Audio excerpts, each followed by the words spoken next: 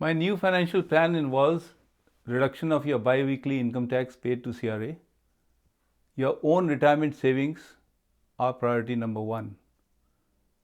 Contribution of 18% in your RSP is your legislative right.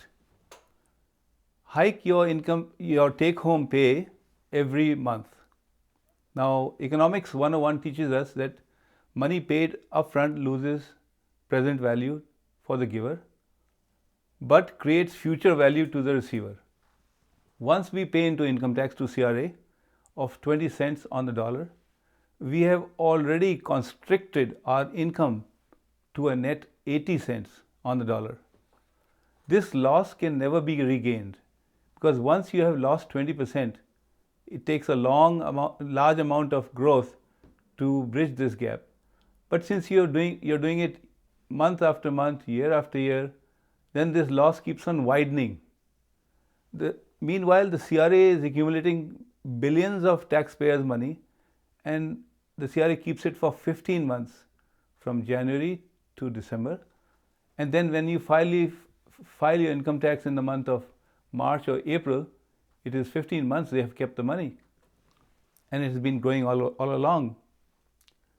CRA invests this money in the capital market and keeps this money for its other uses.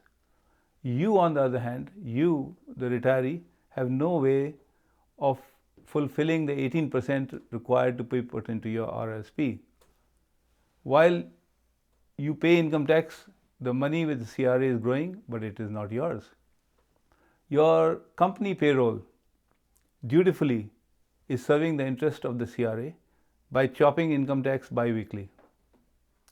Your income tax of 20% at every payroll, month after month, year after year, and up to the 40 years of your working life is absolutely lost to you. Meanwhile, your cash flow does not permit you to contribute the 18% into your retirement plan.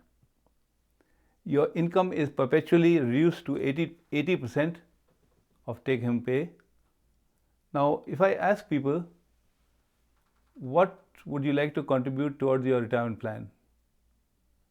Most of the people will pause for a long time and then they say, how about $25? Some people will say $50.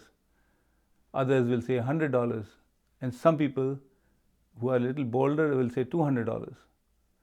Now, if you multiply that $200 by 12 into the number of years you have a working life and calculate what is the growth I must achieve on that money invested to be able to give them a reasonable retirement plan, it will be a minimum of about 60 or 70 years, because this money is inadequate for them to fund the retirement plan. They need a minimum of $500,000 to be able to live off that principal and live on the interest. Now, your income is your own earning which you have made, and that is not going to change very much. Another way of trying to build up your own cash flow is by, if you have a principal residence on which you have paid 20% of the principal and 80% is still left, you can do what is called a Smith maneuver. And by Smith maneuver, I mean that you can detach from the mortgage, which mortgage means the interest and principal both, which we pay every month. We can take out the interest and separate it from the principal. In this case, the interest still has to be paid month after month. However, the principal need not be paid. And that principal must now be put into your retirement plan. This will augment your cash flow and allow you to do the 18% on your RSP, besides the TFSA and other planning measures you may like to use, like the open account for your investments. Now, the market value of your house, if you do this thing, does not reduce. I would like to repeat that.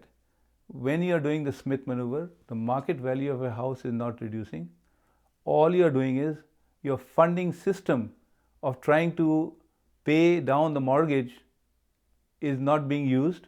You are instead trying to grow your retirement savings and keeping understanding the fact that the investment in your RRSPs, if it grows substantially, then you can pay off your mortgage whenever you like. So don't ever imagine that by doing the Smith maneuver, my market value of my house is going to change. It will not change. There is absolutely virtually no difference in the market value between a house which is fully paid and which is partially paid. There is no difference in market value. So when you go to sell the house, you will get the same amount of money from a fully paid house as well as a partially paid house. So this is another way of augmenting your cash flow and being able to look after your life. So in conclusion, I would like to say your new financial plan involves reducing income tax you are paying to CRA using the form T1213E 2019 and reducing the mortgage you are paying into your principal residence by using the Smith maneuver. I think both of these things, if used properly under supervision, will give you a tremendous amount of boost in your income. You will have much better cash flow, you will have much better financial planning, and you will not have to resort to selling your house as your financial dream. Thank you very much and wish you the best of luck.